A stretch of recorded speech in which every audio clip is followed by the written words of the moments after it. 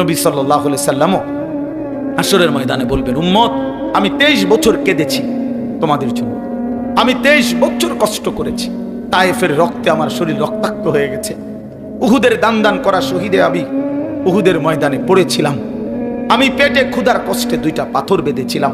উম্মত আমি জানতে চাই, উম্মত আমি আর কত কাঁদলে, কত রক্ত ঝরাইলে, কত পেটের ক্ষুধা সইলে, আর কত কষ্ট করলে তোমরা আমারে মানতা, আমার কথা শুনতা, আমাকে অনুসরণ করতা?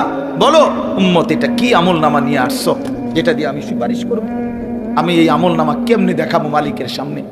নবীজির সামনে আপনি যখন আমল নামা দিবেন, সুপারিশের জন্য বলবেন যে ইয়া রাসূলুল্লাহ, এই যে আনিসুর রহমান আশরাফি আমার নাম, এটা আপনি আমার আমল নামাটা দেখে সুপারিশ করেন।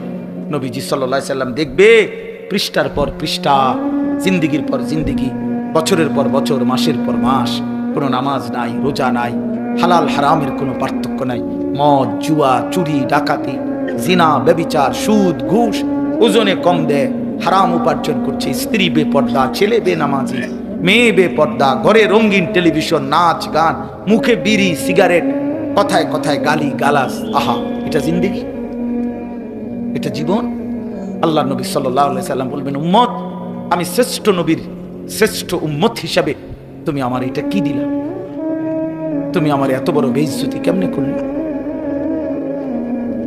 এত বড় অপমান কেমনে করলা? আমি এই আমল নামা নিয়ে মালিকের সামনে কেমনে দেখাবো? বলেন।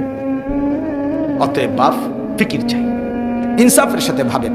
ওয়ালতানজুর নাফসুম মা কদ্দামাত লিগাদ। আল্লাহ বলছে, বান্দা ভেবে দেখো আজকের দুনিয়া থেকে আগামীকালকের আখিরাতের জন্য কি পাঠিয়েছো। নবীজি বলছেন, আল কাইয়িসু মান দানা নাফসাহু ওয়া আমিলা লিমা বাদাল মাউত। বুদ্ধিমান সে যে নিজের হিসাব করে এবং মৃত্যু পরবর্তীর জন্য আমল করে।